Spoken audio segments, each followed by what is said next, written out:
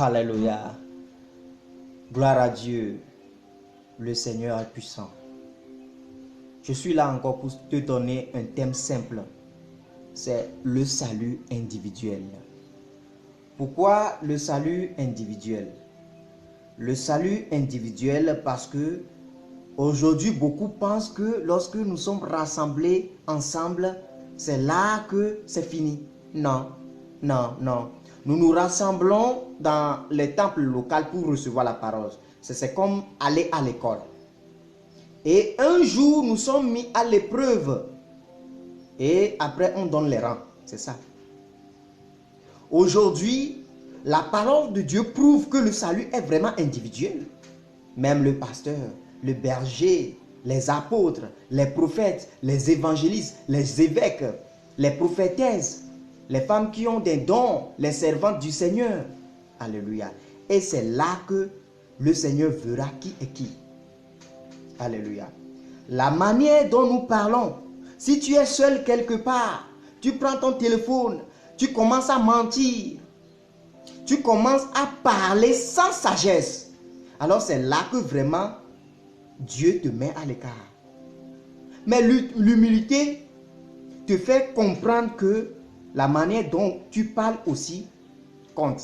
Parce que la Bible dit que ce que nous disons vient de notre cœur. Si le cœur médite le mal, tu diras le mal. Même parfois, il y a les phrases qui sont bien conçues. Mais l'esprit, notre esprit qui agite la phrase devant Dieu, Dieu voit que ça là c'est faux. Alléluia. Nous voyons des gens qui chantent du gospel aujourd'hui, qui disent Seigneur, Seigneur. Mais est-ce qu'ils chantent vraiment pour Dieu? Dieu ne regarde pas cela. Même si toi là, tu écoutes cette chanson, tu es souillé. Parce que tu n'es pas assujetti à la parole pour discerner qui est qui. Alors je te dis de chanter toi-même. Chante toi-même à Dieu. Alléluia, le salut individuel. Aujourd'hui, même les bergers, nous sommes tentés par l'internet. Lorsque tu prends ton portable, tu prends ton ordinateur, tu commences à voir des vidéos pornographiques. Tu commences à voir des images sexy et tu es souillé. Toi-même, tu te sépares de l'Esprit de Dieu. Pourquoi? Pourquoi? Lorsqu'on te dit que la grâce, Dieu t'a donné, Dieu te l'a donné, alors toi, tu vis la repentance de chaque jour. C'est pour ça, lorsque les images arrivent, les vidéos arrivent, lorsque nous faisons les recherches sur Internet, quand tu vois certaines choses, tu le zappes. Tu dis gloire à Dieu. Tu dis au nom de Jésus-Christ. Pourquoi? Parce que nous sommes attirés par ces images-là qui nous souillent. Parce que Satan est à l'œuvre. Des milliers de personnes sont mortes. Des milliers de personnes meurent chaque jour sur la planète. Directement, ils vont dans le jugement. Parce que la Bible dit, et nous savons que l'homme, la femme, tout humain doit vivre une seule fois. Alléluia. Alors le jugement menace le monde. Abraham était à distance lorsqu'il a reçu les nouvelles de Lot. Il a intercédé.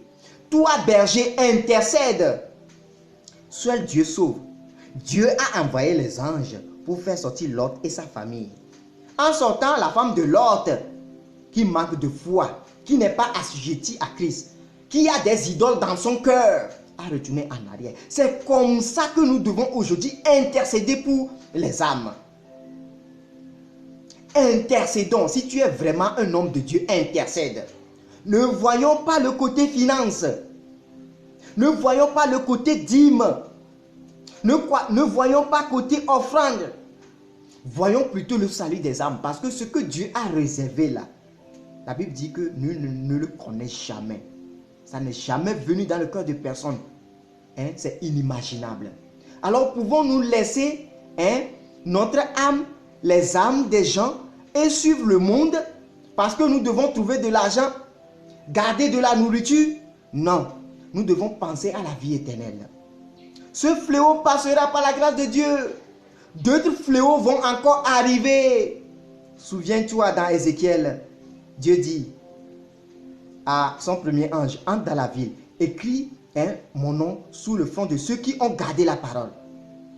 Et secondo, il dit au second ange, va et tue ceux qui ne sont pas assujettis à ma parole. Ceux qui ont reçu le faux message, les anciens. Qu'est-ce qui s'est passé? Ça s'est passé dans le passé, ça se passe encore. Si tu es assujetti à Christ, sache que le sang de Christ est sur ton front. Son nom est sur ton front. Maintenant, protège-toi par la parole.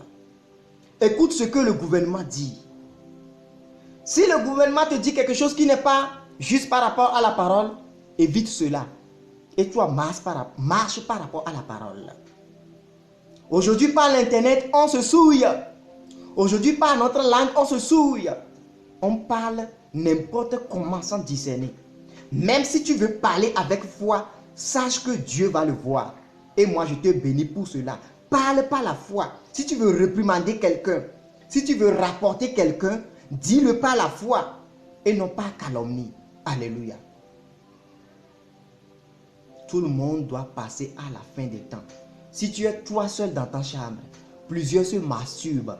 Ils viennent à l'église. Et Dieu dit, je ne vois plus l'église locale, je vois ton corps. Je ne vois plus l'église locale. Depuis Jérémie, Dieu a annoncé cela. Alléluia. Depuis Ésaïe, depuis Ézéchiel, depuis Moïse, Dieu a annoncé cela. Quelqu'un arrivera, c'est Christ. C'est lui qui apportera le symbole, l'incarnation de quoi? Du temple, qui est toi seul. Tu es affranchi. Donc, vis la vie de repentance chaque jour. Notre pensée ramène plusieurs choses que nous avons fait dans le passé. Sache que Dieu a vaincu cela. C'est comme ça que notre mémoire est conçue, pour rapporter de bonnes choses et de mauvaises choses, pour nous souvenir. Alléluia. Alors, sache que si quelqu'un te calomnie, tu dois dire, tiens, au nom de Jésus-Christ, je ne dois pas apporter cela dans mon cœur. Exode 20, le verset 4 à 6.